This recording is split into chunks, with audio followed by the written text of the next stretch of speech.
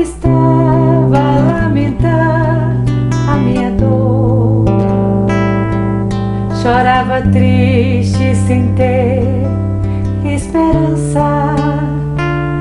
Minha canção era de quem não tinha amor, só tinha a presença das lembranças. E foi Jesus quem te enviou pra me ajudar,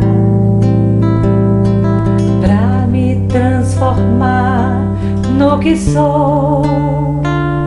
Tu és amor, tu és Jesus. Por isso não me canso de dizer que te amo, Cavaleiro da Luz. Eu vou lembrar de você onde estiver. Quero dizer do bem que você me faz. Quero falar da luz que emana de ti, que sou feliz pois estás junto a mim. Quero viver no teu viver a minha vida. O meu cantar é o cantar dos que acreditam, pois sei que estás em todo lugar, no mais alto dos céus, no fundo do mar, na brisa do ar que alimenta a esperança. Francisco, quero estar em ti sempre, que a minha alma esteja sob a tua paz.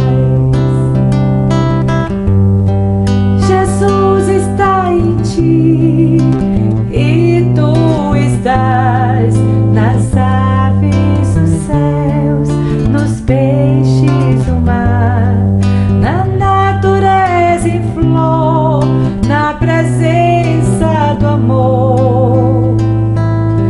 Vem me ajudar a carregar a cruz, Francisco, Cavaleiro da Luz.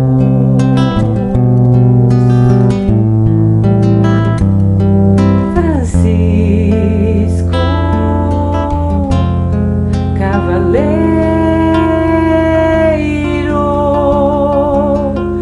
da Luz.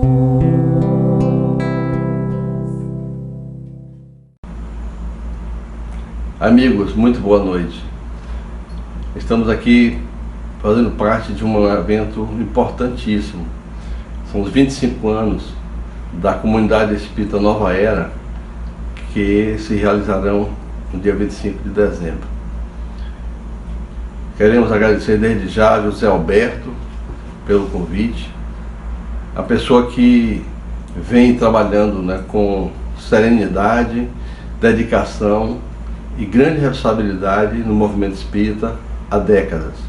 Nosso respeito, nosso carinho e principalmente pelo trabalho que realiza atualmente nessa comunidade, levando a doutrina espírita, o consolo, o alento, a esperança para milhares de pessoas, quando juntamos a comunidade encarnada e a desencarnada. Novos tempos. Kardec trata do assunto no capítulo 18, lá de A Gênese.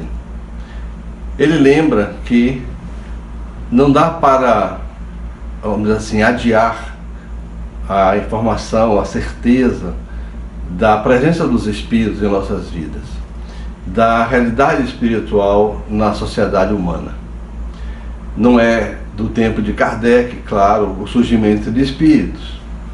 Sabemos que a criação do próprio Deus é contínua. Não nos cabe, claro, detalhar isso por não estar no nosso nível de conhecimento e de compreensão muitas vezes. Mas sabemos que nós, individualidades pensantes, somos espíritos, somos almas a caminho da luz. Almas quando encarnados, espíritos desencarnados, fora do corpo biológico. O mestre Lyonês traz de uma forma didática, impressionantemente didática, leve, objetiva, consistente, toda uma abordagem sobre o elemento central da realidade do tratamento junto aos espíritos, que é o fato do espírito ser um ser inteligente, eterno, um ser que se comunica através do processo mediúnico, um ser que volta a habitar vários corpos através das reencarnações. Ele busca trazer para nós em 22 obras, na verdade 23, que compõem as 12 revistas espíritas, mais o Livro dos Espíritos, o Livro dos Médiuns, Evangelho segundo o Espiritismo, a Gênese, obras póstumas, posterior à desencarnação dele, Céu e Inferno, o Principiante Espírita, Instruções Práticas sobre Manifestações Espíritas, o Espiritismo na sua expressão mais simples, e um livro chamado Viagem Espírita, de 1862. São 23 volumes, publicados em 15 anos. Um trabalho hercúleo, digno, claro, de uma alma madura, extremamente experiente ao longo das vidas, que, quando nasce em Lyon, em 1804, terras que outrora habitara com o sacerdote druida, com o nome de Allan Kardec, quando nasce Hippolyte Léon Denisard Rivail, aí está o renascimento de um ser espiritual, de um viajante do tempo, viajante da evolução, que trouxe um compromisso enorme de codificar, organizar a ideia dos espíritos. Lembro, abrindo um parêntese, um artigo do Anuário Espírita de 1972, onde lá está Espiritismo e Kardecismo, é o título. O autor é Herculano Pires. Grande Herculano Pires, um filósofo espírita, ou melhor, um espírita filósofo, com quase 95 obras publicadas, dentre obras tradicionais da filosofia e obras espíritas. Uma mente profundamente pesquisadora, observadora, estudiosa. E ele diz que, quando recebe do editor do Anuário Espírita a solicitação de escrever sobre espiritismo e kardecismo, ele diz que foi tentado a devolver a solicitação, informando que não existiriam duas estruturas, e sim apenas espiritismo.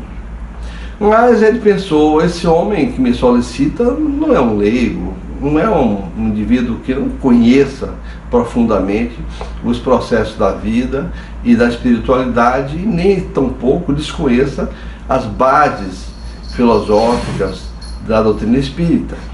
Aí ele pôs-se a meditar e concluiu, está lá no artigo, que o espiritismo é todo o escopo, todo o ideário dos espíritos, e kardecismo é a forma com que o professor Hippolyte Léon Denisard Rivail organizou o ideário dos espíritas, organizou as revelações, organizou as informações do mundo dos espíritos, através de perguntas e respostas, de uma forma lógica, com toda a sua vivência de professor, de organizador dos estudos na França, para o imperador Napoleão III, foi condecorado por isso pela Academia de Arras. Um homem que escreveu sobre a gramática francesa, matemática, aritmética, sabia 5 línguas, um grande mente, grande estudioso, e ele conseguia organizar de uma forma maravilhosa para que nós digeríssemos a amplitude, a maneira universica da informação dos espíritos para uma realidade nossa cotidiana. Aí ele diz, podemos comparar a situação de um bibliotecário, homem ou mulher, claro, e os livros que eles organizam. ele pode organizar 10.000 livros, seja por ordem alfabética, seja por título, autor, enfim, por ano, mas ele vai organizar assim, mas o conteúdo dos livros não é do bibliotecário, ele não é autor dos livros. Então, temos claramente aí, Espiritismo é o conteúdo dos espíritos, eles são os autores do conteúdo. Kardecismo, a forma com que o professor, o didata, organiza o conteúdo, o saber dos espíritos. Mas, voltando ao nosso tema, temos que lembrar que Kardec facilitou muito o entendimento das revelações do mundo espiritual.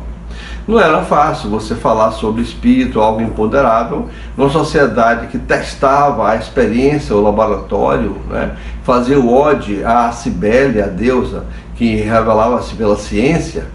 Entretanto, ele consegue, com uma lógica impecável, um bom senso extremo, o que lhe deu condição de receber de Camille Flammarion o título, né, de o bom senso encarnado, quando do enterro do seu corpo.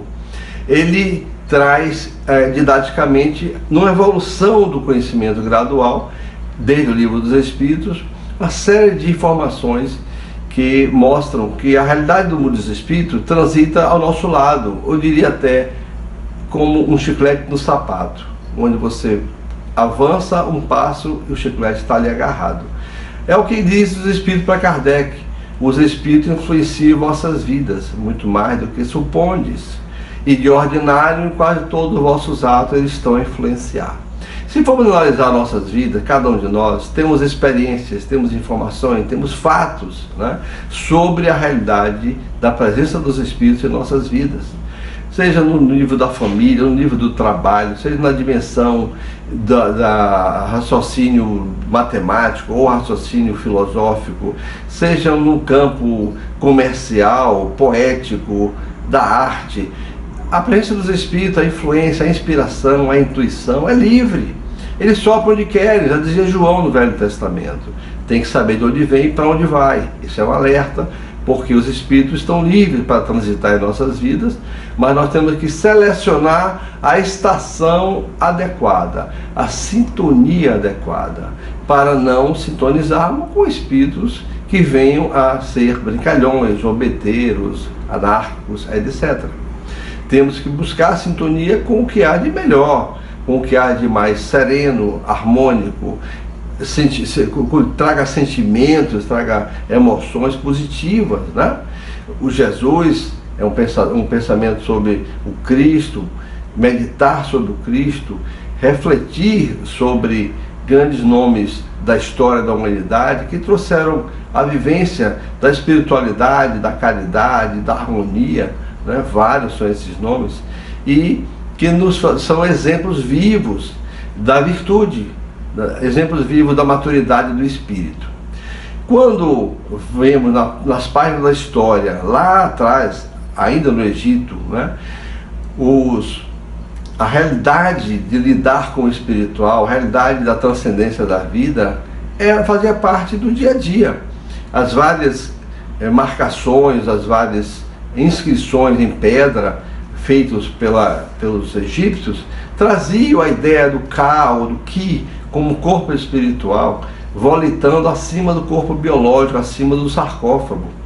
Podemos encontrar na Grécia Antiga as várias citações dos vários filósofos tratando da realidade transcendente da vida com abertura, com plenitude. Podemos lembrar de Sócrates preso no sopé de uma montanha, uma cela encravada no sopé de uma montanha, terrivelmente quente no verão, e ele conversava com o seu daimon. Daimon não é demônio, era espírito. Ele conversava com o que deixava os carcereiros sem entender muito o que ele estava se passando. Era ele no lidar diário com o mundo espiritual. Podemos encontrar ainda passagens na velha Roma, vários grandes nomes da filosofia, na própria igreja, né? Vários padres da igreja, os pioneiros, lidavam com a realidade espiritual de uma forma aberta, tranquila, consensual. A dificuldade vai surgir a partir de determinadas definições posições da igreja em determinados concílios que vão reduzindo a possibilidade e a abertura natural para a relação com o mundo espiritual. Vão até condenar. Ora, não se condenaria algo que não existisse. Só se condenaria, e se condenou algo que já existia, que era lidar com os mortos, lidar com o mundo espiritual. Quando passamos pela Idade Média, o obscurantismo da Idade Média, onde médiuns naturais viviam dramas pessoais enormes nas fogueiras, eram torturados, muitos eram curadores, e quando não estavam dentro do cânone, dentro dos ritos que a igreja propunha, eles eram considerados como adversários da igreja, adversários da fé, e por isso eram punidos. Muitos médiuns que hoje transitam conosco nas salas mediúnicas foram vivenciar o drama do passado, traumas profundos na alma, por conta de maus tratos, de torturas, devido ao fato de serem curadores naturais, por exemplo, serem videntes naturais, serem pessoas que tinham clara audiência, ouviam os espíritos, né? Joana d'Arc é um exemplo vivo dessa potencialidade mediúnica, ouvindo vozes que a orientaram a trabalhar para a libertação da França junto aos ingleses. Ora, ela é punida por aparentemente ter um poder diferenciado e gerar temor para o rei, naquela época muito jovem, imaturo. O transitar ao longo da Idade Média, vamos encontrar várias situações de convivência com o mundo espiritual, muita incompreensão, mas muita coisa se escreveu. Quando vamos encontrar o livro A Vidente de Prevost, publicado em 1848 por Justinus Kerner, na cidade alemã de Prevost, a vidente, né, e curadora Elisabeth Rauff, ela é estudada por esse médico Justinus Kerner de uma forma primorosa. É um médico, ele estuda a fisiologia, ele analisa suas mudanças biológicas durante o transe, ele analisa as questões de pulsação, de pressão ocular, analisa a questão da dinâmica orgânica dela. E isso é um livro riquíssimo, meio esquecido, né? Porque foi antes de Kardec publicar o Livro dos Espíritos. Vamos encontrar Kardec, entretanto, trazendo a lume a realidade espiritual sem mistérios. Kardec mata a morte, no sentido de que ele mata, no sentido figurado aqui, aquilo que a morte traria, que seria fim, tristeza, seria a derrocada da vida. Kardec mostra que a vida é qual uma moeda de duas faces. Ora estamos encarnados em corpo biológico como almas, ora estamos vivendo como espíritos, sem o corpo biológico, porém com a plenitude da inteligência, com a plenitude da ética, com a plenitude da filosofia, da estética, da arte, impressa na mente, que é o espírito, patrimônio do espírito. Mais tarde vamos encontrar determinados autores, e muitos deles homens de ciência, defendendo as posturas ligadas à experiência espiritual, defendendo a relação mediúnica, experiências diversas, né? E trazendo substancialmente a convicção, através dos recursos da ciência, do laboratório, dos testes repetidos, vários médiuns, boa parte foram médiuns sexo feminino, mais sensíveis, e trouxeram a lume, com suas experiências, determinados conceitos e convicções que inscreveram a credibilidade da realidade do mundo espiritual, a credibilidade da mediunidade no escopo filosófico e científico da época. Vamos encontrar William Crookes pesquisando através da médium Florence Cook, né, o espírito de Kate King, o espírito que materializou e trabalhou com esse cientista, prêmio Nobel de Física na época, descobridor da energia radiante, da ampola de Crookes. Ele trabalhou com esse espírito 3 anos, amando, a pedido, né, financiado pela rainha da Inglaterra, que queria tirar a prova, existe ou não existe espírito? E ele, depois de 3 anos de experiência, disse: eu não afirmo que acredito em espírito, eu digo que sei que há espírito. convicção profunda na alma. E isso foi defendido na Sociedade Dialética de Londres com trabalhos técnicos, formais, e ele, um grande nome da ciência, um homem respeitabilíssimo, né? Afirmava a existência do espírito, porque ele transitou, ele tirou foto com o espírito, abraços dados com Kate King, que foi filha de John Morgan, um grande corsário inglês, cerca de 200 anos antes desse período em que ela, como Kate King, vem trabalhar para o engrandecimento da ciência espírita. Nesse período surgem nomes como Gustave Gelei, como o próprio César Lombroso, pai da antropologia criminal, surgem nomes como o próprio Alfred Arny, né? Vamos encontrar na Inglaterra, na Itália, vamos encontrar no próprio Estados Unidos, vários nomes de grandes pesquisadores consagrados que tinham um respeito profundo pela existência do espírito, não como uma crença, não como uma religiosidade, mas sim como um escopo fundamental, indispensável para a compreensão do próprio homem. William James, um psicólogo americano, ele vai declarar, né, no livro Uma Experiência Religiosa, ele vai declarar que se a psicologia abandonar ou esquecer o espírito, né, no seu escopo, o conhecimento do espírito, ela estará incompleta. Isso são ditos no início do século XX, né? São homens que não declaravam aquilo por terem religiosidade espírita, não eram praticantes exatamente, mas afirmavam a partir da lógica, do bom senso, dos fatos e das observações. Quando vemos essa fase muito plena de fenômenos de efeitos físicos, vamos encontrar Daniel Douglas Home, vamos encontrar médiuns como Eleonora Piper, como Crandon, como Mary Marshall, vamos encontrar médiuns como Eusapia Paladino, um grande médium italiana, produzindo fenômenos mais diversos, materialização, desmaterialização, como a Elisabeth Desperance, né?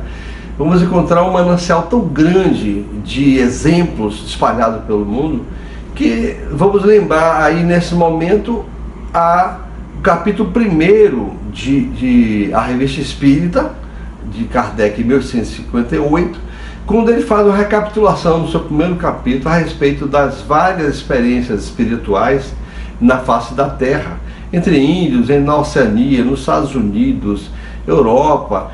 Várias e várias são os anunciados que ele relembra, ele recapitula e mostra que o fato da comunicação espiritual, o fato da realidade dos espíritos, ombro a ombro com os cidadãos, com os homens e mulheres na face da Terra, não era novidade.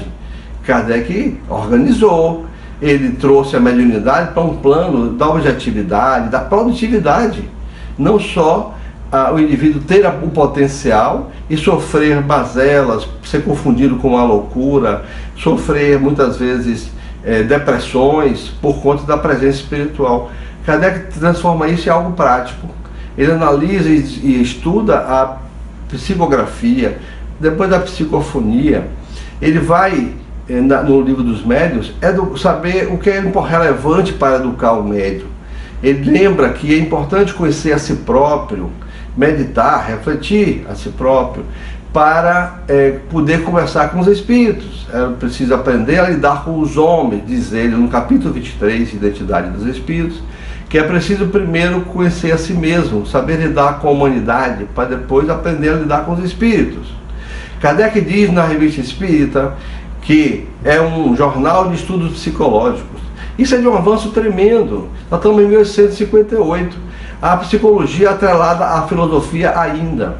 Só vai desatrelar lá para 1876, com as pesquisas de laboratório de Wundt, na Alemanha.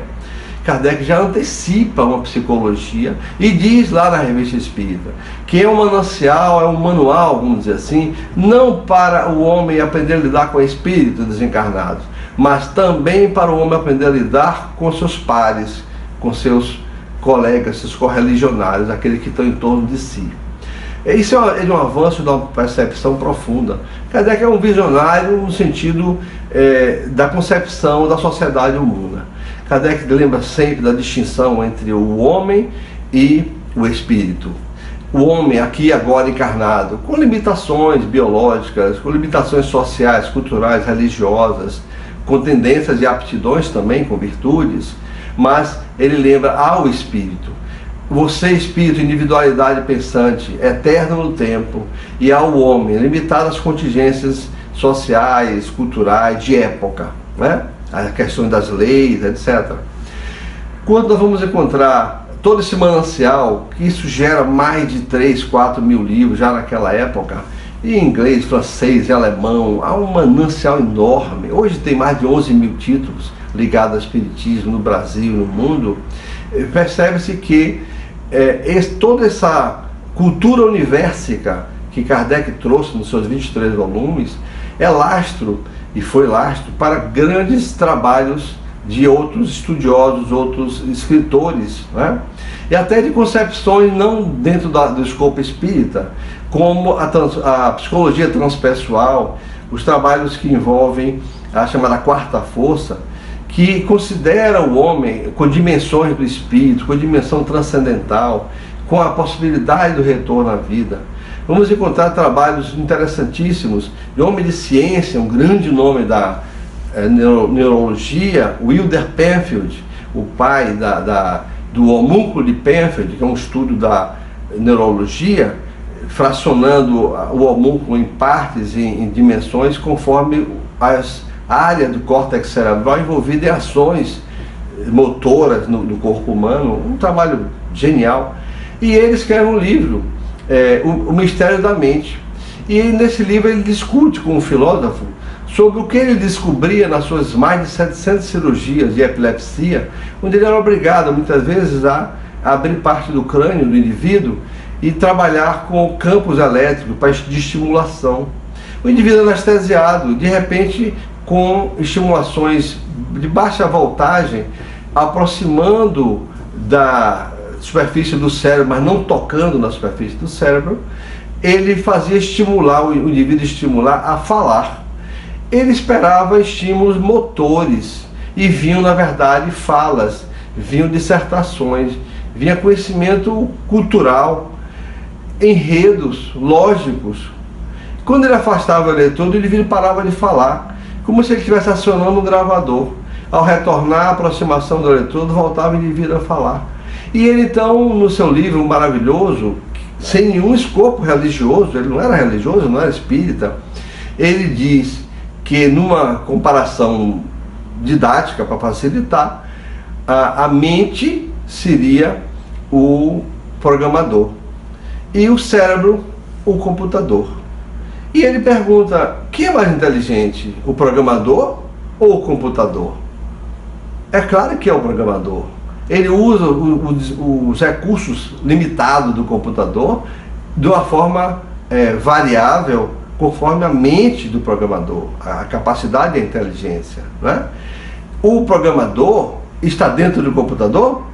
Não, está fora. Então a mente está fora do cérebro.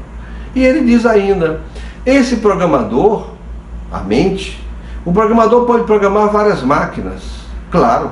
Então ele diz, se existir reencarnação, equivale a dizer que uma mente fora do cérebro pode influenciar na organização e na sequência de vida de outros cérebros, ou seja, outros corpos. Tudo isso lastreado em ciência, não é um livro de religiosidade, nem exatamente de filosofia, nem de crendices, é de fatos tirados da experiência de mais de 35 anos de pesquisas e cirurgias na área de epilepsia e outras. Grande nome, grande homem, trouxe à baila a análise e a possibilidade de existir o espírito, a mente e o cérebro de forma separada, um influenciando o outro, né? Quando vemos pesquisas mais recentemente ligadas à experiência de quase morte, é um tema muito interessante para mostrar o quão nós temos potencialmente vida espiritual a cada dia, a cada instante. o que acontece? Um acidente traumático, o indivíduo é levado ao hospital no estado de quase morto biologicamente. Um trauma, situações dramáticas, muitas vezes lesões graves, e o indivíduo ali é tentado ser a sua ressuscitação. Muitas vezes demora-se o sucesso da ressuscitação. E naquele intervalo em que se busca ressuscitá-lo, em que alguns já consideram inclusive como morto biologicamente, o indivíduo na verdade está consciente. E quando se consegue o sucesso da ressuscitação, o indivíduo volta e diz: eu fui ressuscitado. E diz: um médico, um homem me fez isso, falou isso, uma mulher falou isso, disse aquilo. Ele ouvia as vozes das pessoas, ele sabia com o que conversavam. Eles eram capazes de descrever todo o passo a passo do mecanismo da ressuscitação, sem ele conhecer nada de medicina, nada de UTI, nada de ressuscitação. Ele lembrava-se do escopo, da sequência técnica do trabalho. Mas ele não era especialista, ele jamais lera sobre o assunto. Como então ele se lembrava? Ele lembrava de estar naquele intervalo, fora do corpo, elevado no teto da sala de cirurgia, vendo o corpo lá embaixo, físico, biológico, e ele no outro corpo aqui em cima. E ele se entreolhava e percebia que era um corpo equivalente ao biológico, mas livre. Livre. E aí ele vai encontrar pessoas que diziam nesse intervalo, 45 termina. Nesse intervalo, eu estive com meus pais. Ora, os pais moravam às vezes a 2.000 quilômetros de distância, moravam às vezes 10.000 quilômetros de distância. Como esteve entre os pais, se você estava com o seu corpo aqui, traumatizado, quase morto, em cima de uma maca? Ele dizia: estive com eles, conversei com eles, eles estavam fazendo isso, aquilo, a roupa era essa, era aquela. E me falavam de novidades que tinham acontecido. Os médicos não acreditavam, né? Até que, mais tarde, né, um médico canadense vai estudar essa situação e percebe que os relatos tinham uma certa lógica, tinham um fundamento. Ele começa a anotar isso e começa a catalogar até 150 casos e publica um livro sobre a realidade da vida além do biológico. Esse trabalho ele é questionado por uns, mas apoiado por outros. Esse assunto criou tamanha dimensão de credibilidade e de interesse de pesquisa por médicos e psicólogos e psiquiatras, principalmente americanos, que hoje você encontra mais de 20, 30 livros sobre o assunto. Só uma autora, a Phyllis Atwater, publica 3 livros sobre a experiência chamada EQM, experiência de quase morte. Ora, por quê? Porque ela vivenciou a experiência de quase morte 3 vezes. Ela teve, ao longo de um ano, 3 experiências de quase morte. Aquilo marcou muito a Phyllis e ela resolveu dedicar a vida a esse estudo. Só um dos livros que ela publica tem 3.000 casos pelo mundo que ela pesquisou. O outro livro lançado tem mais de 4.000 casos. Então só essa autora é uma fonte de mais de 9.000 casos pesquisados. Ela encontra resultados curiosíssimos, como boa parte de quem vive a experiência de quase morte lembra de ter saído do corpo suavemente, esquece das dores e dos traumas do corpo lesado e vai volitar o seu corpo fora, seu espírito fora do corpo, vai volitar, não é? E vai encontrar um túnel. Boa parte fala desse túnel. O túnel, ela é elevada, instigada a ir até o fim, porque tem uma luz lá no fundo, tem algo que a atrai. E lá chegando, encontra seres de luz que acalmam, amparam, trazem conforto, né, para ela. E a pessoa vai conversar com esse ser de luz. Muitas delas se deslumbram com esse ambiente de luminosidade, de amor, de afetuosidade. Veem ali pessoas conhecidas já desencarnadas. Não compreendem muito de imediato isso, mas veem.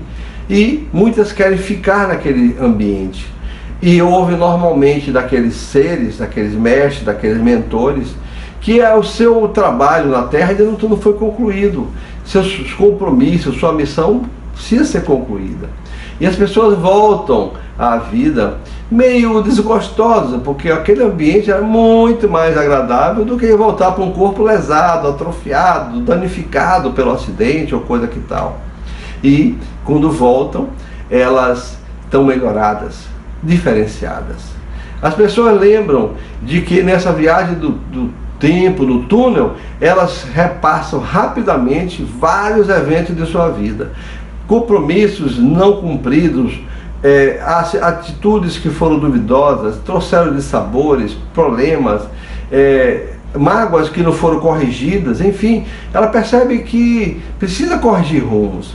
E ao voltar, a grande parte, mais de 70%, muda de religião, passam a ter uma visão espiritualista da vida, sai das religiões tradicionais salvacionistas para religiões que premiam o espírito e a eternidade, premiam a vida além da morte como normal, porque afinal essa pessoa vivenciou o pós-morte e voltou.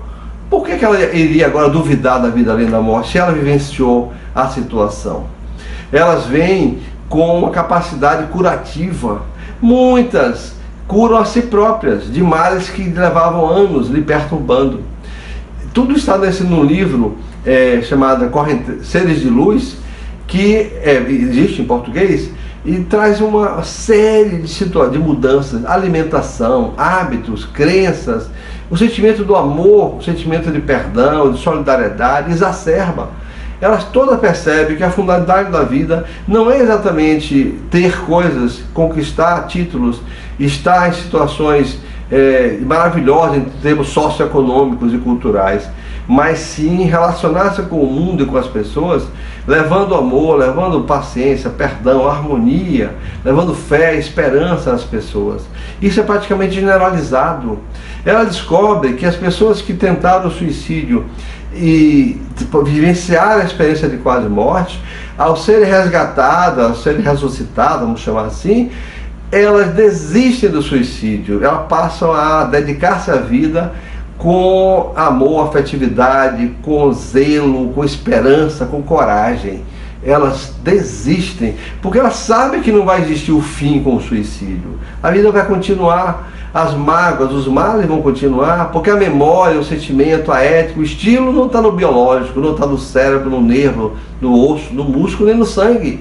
Está na mente. E tudo isso é um aprendizado direto. E elas voltam querendo praticar o perdão, buscar as pessoas que elas tinham dificuldades, conflitos, para reatar laços, reharmonizar a vida, né? Eu lembro aí de Sócrates que dizia para que o homem buscasse reconciliar com o teu inimigo enquanto está a par com ele, enquanto anda com ele, né? Essa é uma experiência fantástica que a medicina, a psicologia já aceita, publica, é um manancial enorme. E as pessoas estão percebendo que a vida continua. Como vai duvidar da vida espiritual? Como vai duvidar dos espíritos se lá esteve o avô, vovó, o filho que desencarnou, ou o neto que partiu mais cedo? Percebe-se que tudo continua no plano espiritual, né? Percebe-se que a vida tem uma relevância no sentido espiritual muito profundo, porque ela é eterna. E toda a experiência que se acumula numa vida de 50, 70, 100 anos, enfim, no mundo biológico, nada é perdido, tudo é acumulativo. Nós somos qual um grande HD, né, um Winchester de computador, de memória infinita. Nós não temos limite para as memórias acumuladas. Em nós está, segundo o Livro dos Espíritos, né, a evolução do átomo ao anjo, que um dia foi átomo. E nós está o homem agora, plantado no chão. Não somos anjos de asa nas costas, claro, mas estamos evoluindo para um dia, a caminho da luz, desenvolver as potencialidades daquilo que se chama anjo em nós. Aquilo que os espíritos superiores naturalmente têm, transferem, exercem entre si e deles para o mundo terreno. Vamos encontrar Kardec definindo a escala espírita, que nos ajuda a compreender a doutrinação dos espíritos, né? Os espíritos imperfeitos, os espíritos medianos, espíritos superiores, puros. Essa escala vai mostrar que a evolução não dá saltos, ela é gradual, ela é conquista. ela é fruto dos embates diários. Nós podemos acordar e vivenciar uma experiência negativa no sentido da dor biológica, um acidente grave, uma perda de emprego, a morte de um ente querido. Podemos passar por isso. Quem sabe do próximo segundo? Ninguém sabe. Mas a doutrina espírita nos dá uma convicção profunda de que mesmo essas experiências que possam ser chamadas negativas ou dolorosas, e são, efetivamente são, elas podem ser compreendidas com a visão larga e ampla da eternidade. E vamos entender muitas vezes que aquele filho que parte cedo, às vezes com 1 ano, com 3 anos de idade, às vezes com 10 horas depois de renascido, reencarnado, não está no plano do acaso, não está no plano do jogo de dados, e sim no plano divino de organização, de planejamento e método. Pode estar cumprindo o complemento de uma vida passada.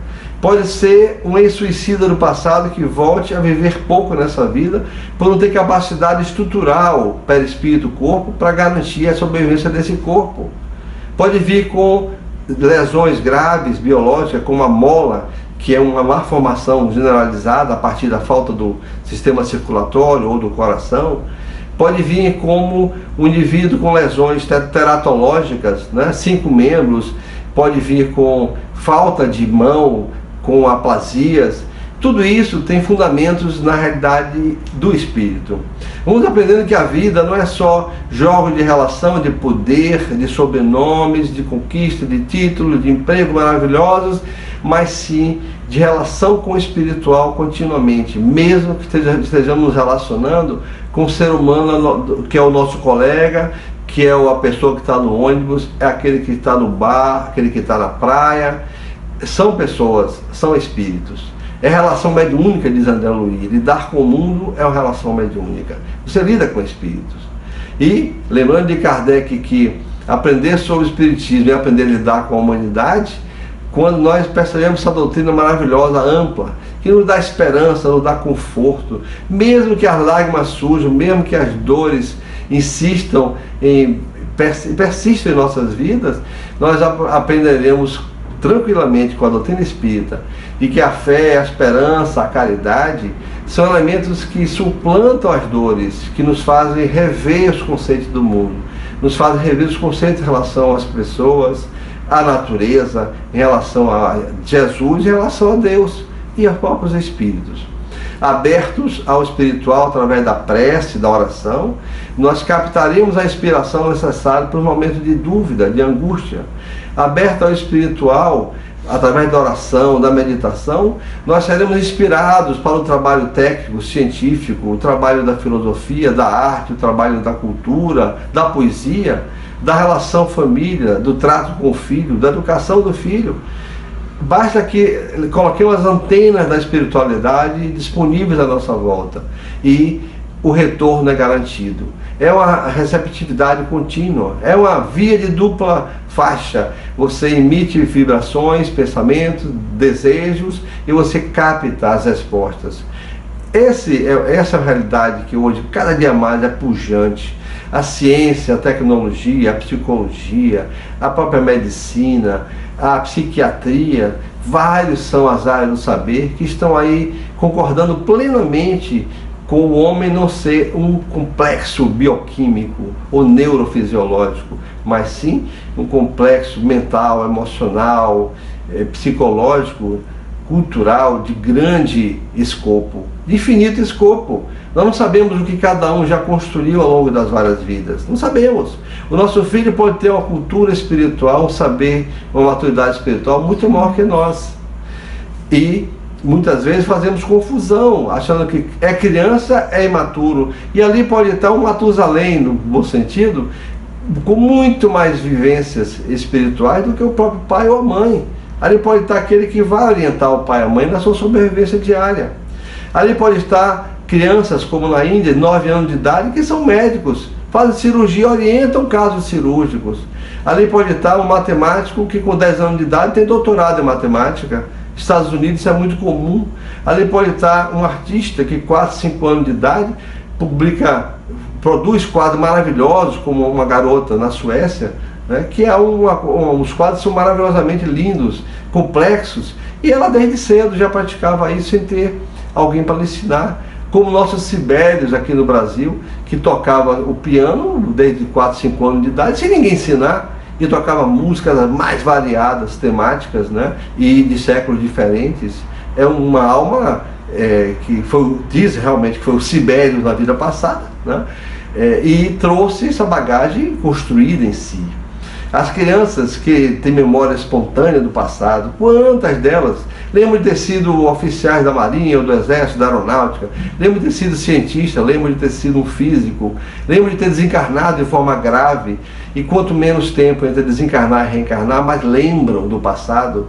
Os casos estudados por Ian Stevenson, um grande psiquiatra da Universidade da Virgínia, ele vai trabalhar com mais de 3.000 casos pelo mundo, mais na região da Ásia, trazendo também na Europa casos diversos, publica seus livros, 20 casos sugestivos de reencarnação, quando a biologia intercepta a reencarnação, trazendo as marcas de nascença, crianças que nascem com marcas significativamente graves, vamos dizer assim, extensas muitas vezes, e que não tem explicação na biologia. Aliás, 80% das marcas nascentes não tem explicação na genética. São marcas que o espírito traz, o perispírito está marcado. E aí, Stevenson e Jim Tucker, seu auxiliar, vai definir um conceito para entender isso. Era o psicofore. O que é o psicofore? É uma estrutura de energia, é um corpo de energia, que é marcado numa vida conforme o gênero de morte. Se cortou-lhe os dedos da mão, se amputada a perna por atos de violência, se desencarnou com lesões físicas graves, o psicofore registraria isso, independente do biológico, e ao renascer, o psicofore transferiria biologicamente, geneticamente para um novo corpo. Ora, é a psiquiatria de Stevenson e de Tucker reafirmando o perispírito nos tempos atuais. Isso é trabalho da agora. E sem o psicofore, eles não explicam como uma criança que viveu a 1.000 quilômetros de distância na vida passada, renasce agora e lembra que viveu lá naquela cidade distante. Quem foi, nome do pai, da mãe, do filho, que profissão tinha. Crianças com 3, 4 anos que lembram de 25 nomes de personagens da outra vida, sem nunca ter ido naquela cidade, a 1.000 quilômetros de distância. Não tem parentesco. É o saber de Kardec atualizado. É o espiritismo na prática diária da medicina, da psicologia, da psiquiatria. E isso nós temos que agradecer ao mestre Leonês. Fico por aqui, lembrando a todos que o nosso compromisso é grandioso, mas eu lembro de Leopoldo Machado, grande espírita baiano, que dizia: para frente e para o alto, ou seja, não baixemos a cabeça diante das adversidades do mundo e nem saiamos do nosso escopo básico evangélico da doutrina espírita. Há muitos ensaios novos, como o espiritismo progressista e outros, que nós temos dúvidas e questionamentos, que alguns abdicam da prece, outros acham que a relação espiritual tem que ser questionada, que o livro de André Luiz tem que ser todos revisados. Na verdade, nós não aprendemos ainda nem metade do que André Luiz publicou. Nós não compreendemos e estamos querendo revisar André Luiz. Nós não compreendemos o próprio Kardec nas suas 23 obras, que a grande maioria de nós não leu. E estamos querendo questionar Kardec, questionar o Espiritismo, adaptá-lo a vertentes, muitas vezes, de partido, de partidarismo, né, político, etc. O que não condiz com a essência cristã, com a essência divina, da caridade, do amor e do afeto que Jesus nos propôs. O Espiritismo é cristianismo redivivo. Parabenizo o centro, parabenizo sua organização e que todos estejamos em paz. Muito obrigado. Senhor, fazei-me instrumento de vossa paz. Onde houver ódio, que eu leve o amor. Onde houver ofensa, que eu leve o perdão. Onde houver discórdia, que eu leve a união. Onde houver dúvidas, que eu leve a fé.